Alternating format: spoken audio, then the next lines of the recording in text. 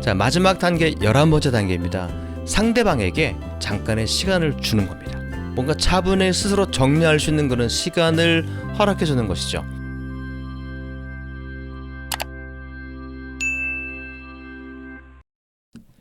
안녕하세요. 반갑습니다. 가족치료 전문가 유선생입니다. 자, 이번 영상에서는요, 우리가 인간관계를 좀 더 성공적으로 맺게 할 수 있는 그런 좋은 대화법이 있어서 여러분들에게 소개해 드리려고 합니다. 이름하여 공감대화법입니다. 여러분, 공감대화법. 자, 인간관계는 좁게는, 그러니까 가깝게는 가족부터 시작하죠. 아버지, 어머니, 그리고 자녀와의 관계, 뭐 형제, 자매와의 관계, 이렇게 가족의 관계가 있고요. 그리고 좀 더 넓혀 가면은 친구와의 관계가 있고, 직장 상사, 뭐 동료와의 관계가 있고, 그리고 사회생활 할 때 뭐 사회에서 만나는 사람들과의 관계, 그리고 남녀 간의 어떤 연인과의 관계도 있을 수 있습니다. 이렇게 인간은 수많은 관계를 잘 맺고 사는데요. 그 인간 관계를 좀 더 잘 맺음으로 인해서 나의 인생에 좀 유익이 오고 또 성공을 줄 수 있는 그런 관계를 맺으면 좋지 않겠습니까? 그럴 때 필요한 어떤 그 대화법이 바로 이 공감 대화법입니다.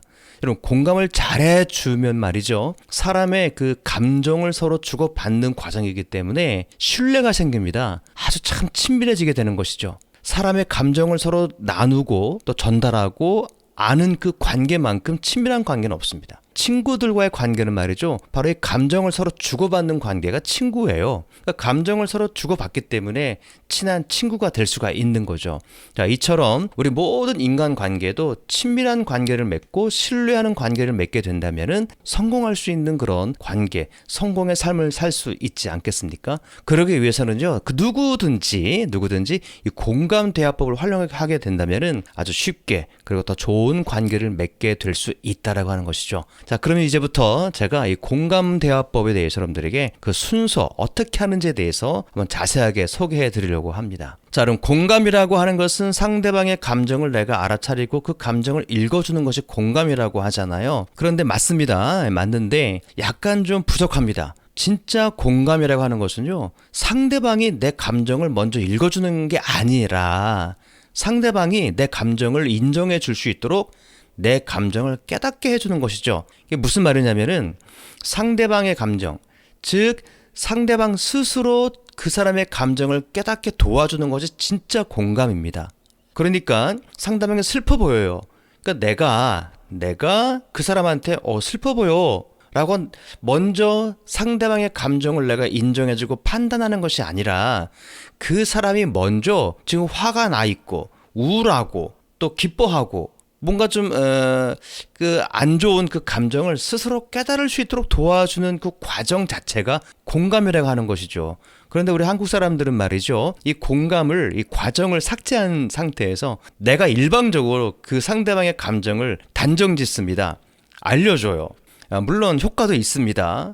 당연히 화난 사람에게 진짜 화가 났겠다, 너 진짜 화나 보이는데? 라고 감정을 읽어준다면은 바로 그것이 공감이죠. 그것도 괜찮습니다. 그런데 이게 사실 문제가 되는 것은 뭐냐면 나는 좀 덜 화가 났는데 상대방은 너무나 내가 화가 났다라고 또 오바를 할 수가 있습니다. 나는 지금 우울한 감정인데 화가 났다라고 잘못 짚어줄 수도 있지 않겠습니까? 그래서 진짜 공감은요, 상대방 스스로, 그러니까 상대방이 자기 스스로 자신의 감정을 알아차릴 수 있도록 적절한 대화를 통해서 알게 해주는 그 대화의 과정 자체가 공감이라고 하는 것이죠. 자, 이러한 그 진짜 공감을 위해서는요, 몇 가지 단계가 필요한데요. 제가 그 단계를 좀 하나씩 살펴보도록 하겠습니다. 첫 번째는 상대방의 행동을 유심히 살펴야 되겠죠. 당연합니다.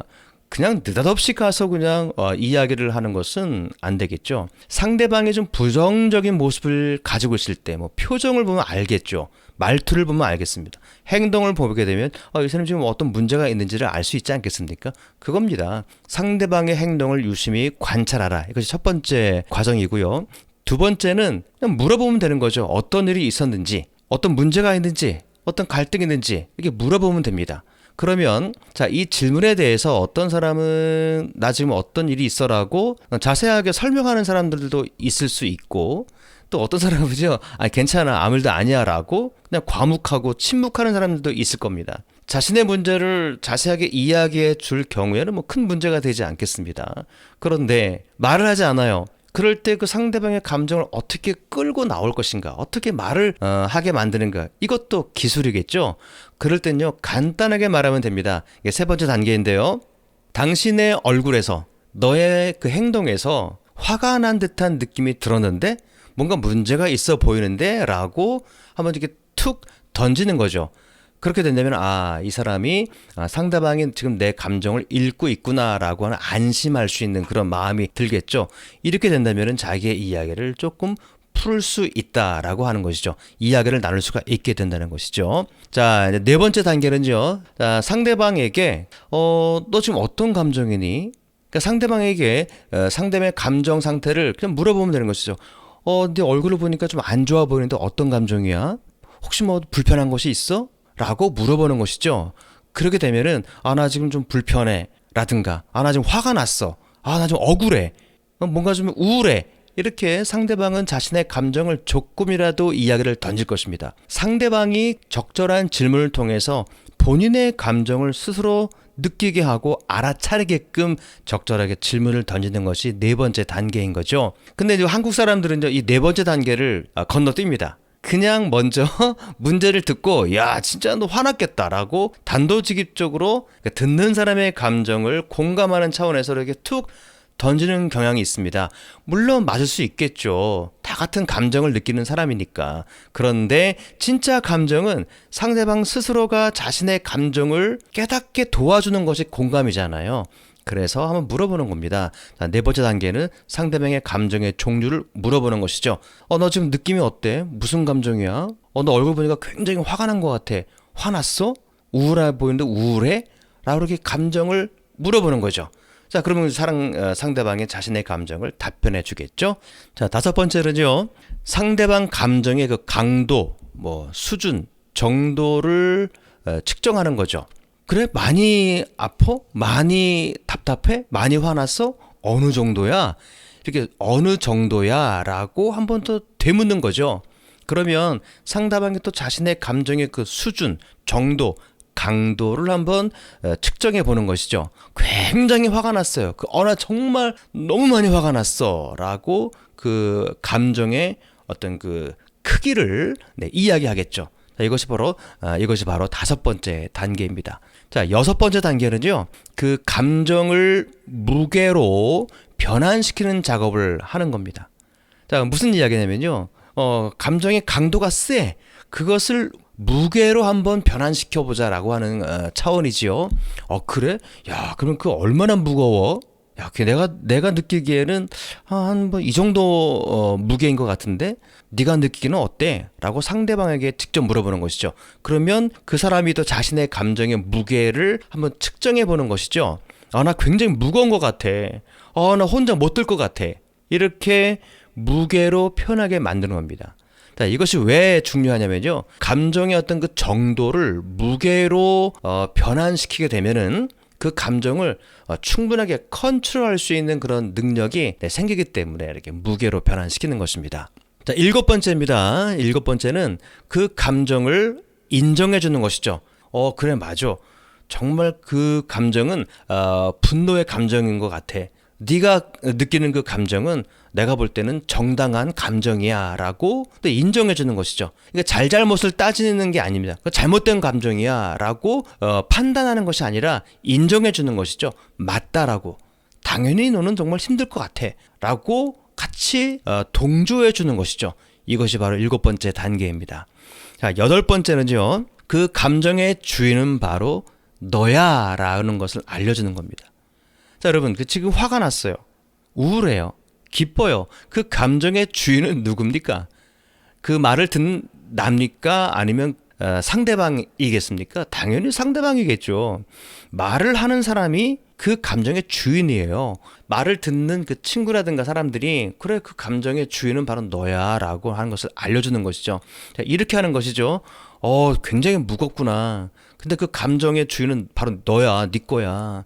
자, 왜냐면요, 그 다음 단계가 있기 때문에 그렇죠. 자, 아홉 번째 단계는요, 그 감정을 이제 내가 짊어지고 싶다라고 하는 표현을 하는 건데요. 다름 아닌 감정을 옮기는 겁니다. 자, 감정을 옮기는 단계가 9번째 단계입니다. 이게 무슨 얘기냐면, 자, 100kg의 감정이 있다라고 하면은, 야, 그 중에 나한테 절반 정도를 나한테 좀 줄 수 있겠니? 라고 하는 것이죠. 내가 너의 그 아픈 감정을 대신 짊어지고 싶어. 이렇게 이야기하는 것입니다. 그러니까, 너 정말 무겁게 보이는구나. 그 중에 조금이라도 내가 좀 감정을 짊어지고 싶은데 나한테 좀 주라. 뭐 유머스럽게 이야기할 수도 있는 거겠죠. 나한테 줘. 10만 원에 팔아. 너 혼자 짊어지는 건 힘들잖아. 그러니까 나도 내가 한번 짊어져 줄게. 라고 이야기를 하는 것이죠. 자, 그렇게 되면은요, 벌써 그 대화하는 관계 속에서 자신이 원래 느꼈던 그 감정의 무게라든가 정도가 조금 수그러들 겁니다. 그럼 상대방이 오케이 라고 그 감정의 주체자가 알았어 라고 동의를 하는 순간, 그래 내가 절반 정도 너한테 줄게 라고 뚝 떼가지고 준다라고 한번 가정해 봅시다. 그러면요 훨씬 감정이 순화가 되고 치유가 되는 그런 느낌을 받게 되는 것이죠. 자, 10번째는요, 진짜 공감을 하는 겁니다. 내가 져 보니까 나도 슬프다. 나도 화가 난다. 야, 내가 이 정도, 너의 한 50%만 내가 짊어졌음에도 불구하고 나도 이렇게 화가 나는데 넌 정말 너도 화가 났겠다라고 상대방의 그 감정의 정도를 나도 같이 느껴주는 것이죠. 동감과 이제 같은 의미이지요.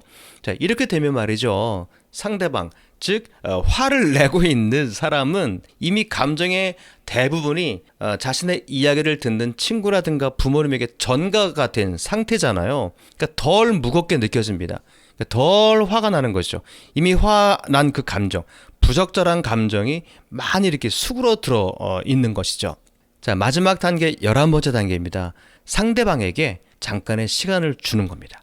뭔가 차분히 스스로 정리할 수 있는 그런 시간을 허락해 주는 것이죠. 물론 그 사이에 그래 괜찮아, 넌 이길 수 있어 라고 격려의 말도 덧붙이면서 그래 한번 시간을 좀 충분히 가져봐봐, 너 스스로 그걸 잘 극복할 수가 있을 거야 라고 마무리하면서 공감대화법을 마무리하면 되는 거겠죠.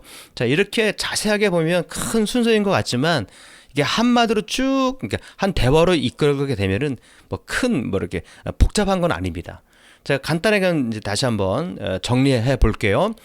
자, 내 친구를 만났습니다. 친구의 얼굴을 보고 행동을 보니까 굉장히 오늘 기분이 안 좋은 것 같아요. 자, 공감을 한번 해보겠습니다.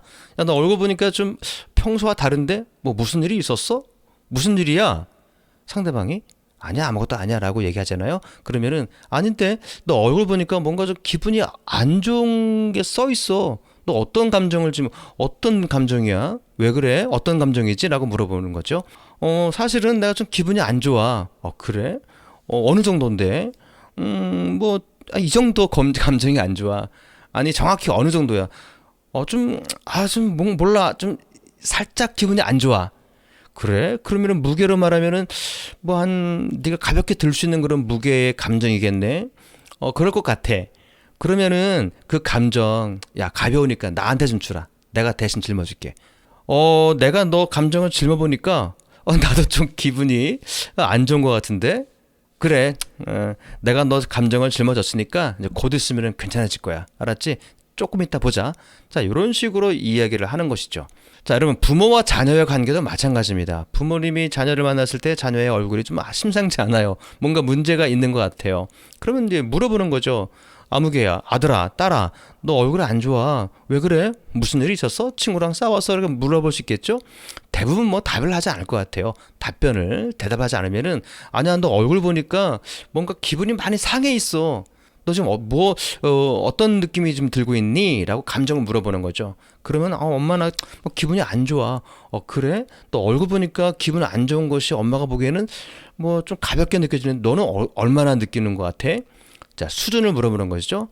그러면 이제 자녀가 또 많이 안 좋아 라고 얘기하겠죠. 그래? 그러면은 굉장히 무겁겠다. 그 무거운 너의 기분 나쁜 것을 야, 엄마가 대신 좀 짊어줄 테니까 한 절반만 뚝 잘라가지고 나한테 줘. 엄마가 짊어줄게. 야, 내가 지금 절반 정도 이렇게 짊어져도 나도 기분이 안 좋은데 우리 딸, 우리 아들은 정말 많이 힘들었겠다. 아이고, 그래, 시간 지나면은 좋아질 테니까 조금만 기다려봐. 라고 간단하게 공감해 주는 것이죠. 자, 여러분, 제가 오늘 공감 대화법을 소개했는데요. 자, 일반적인 공감하고 조금 다른 것이 있었습니다. 일반적인 보통 사람들은 그 공감은요, 내가 상대방의 감정을 직접 이게 단정 짓고 그러니까 정의를 내리는 거죠. 그것을 내가 말해주는 겁니다. 그것이 공감이라고 생각하지만 제가 말씀드리는 그 공감은요, 상대방 스스로가 자신의 감정을 깨달을 수 있도록 적절하게 질문을 던져서 스스로 자신의 감정을 좀 살피도록 탐색하도록 하는 그 과정이 하나 더 들어간 거죠. 두 번째는 그 감정의 정도나 무게로 변환시키고 그 감정을 나에게 줘라고, 그러니까 네 감정을 나한테도 좀 줘라라고 부탁하는 겁니다. 달라고, 그 위로하는 것이죠. 그럼 그 감정을 마치 물건처럼 상대방에게 던져주는 것, 그러니까 전가시키는 과정이 하나 또 이제 들어갔죠. 그리고 나서 진짜 공감하는 겁니다. 동감이나 공감이죠. 나도 짊어지고 보니까 진짜 힘들다. 나도 화가 나는 걸. 야, 나 같았으면 진짜 쫓아가서 막 때렸을 것 같아. 라고 같이 느껴주는 겁니다. 그리고서는 스스로 해결할 수 있도록 잠깐의 시간을 넉넉하게 주는 것이죠. 자, 이렇게 대화를 하게 되면은 기분이 나쁜 그 문제가 있는 그 사람의 감정은 정말요 어느 정도 이렇게 많이 수그러집니다. 자, 이렇게 해준다면요, 지금 무슨 관계를 맺었냐면은 자신의 감정을 다른 사람과 나누는 쉐어하는 과정을 겪었어요. 그렇게 되면 말이죠, 이 두 사람과의 관계는 좀 더 신뢰감이 생깁니다. 친밀감이 생기는 거죠. 돈독하게 되는 겁니다. 왜 그럴까요? 자신의 감정을 서로 교환했기 때문에 그런 것이죠. 자, 내 감정을 줬고 저 사람은 내 감정을 받은 사람이야. 그리고 내 감정을 같이 읽어준 사람이에요. 공감을 해준 사람이에요. 굉장히 그 상대방이 달리 보일 것입니다. 우리가 맺고 있는 모든 인간관계에서 이렇게 간단하게 공감만 해주더라도 아주 인간관계가 성공적으로 유지가 되고 또 성공적인 그 인간관계를 맺을 수 있게 된다라고 하는 것이죠. 자, 오늘 영상은 여기까지입니다. 공감대화법을 알아봤는데요. 다음에도 더 좋은 내용으로 찾아뵙도록 하겠습니다. 영상 내용이 좀 마음에 드신다면요, 그럼 구독과 좋아요 버튼 꾹 눌러주시면 저게 큰 격려가 될 것 같습니다. 여러분 고맙습니다. 여기까지 가족치료 전문가 유선생이었습니다.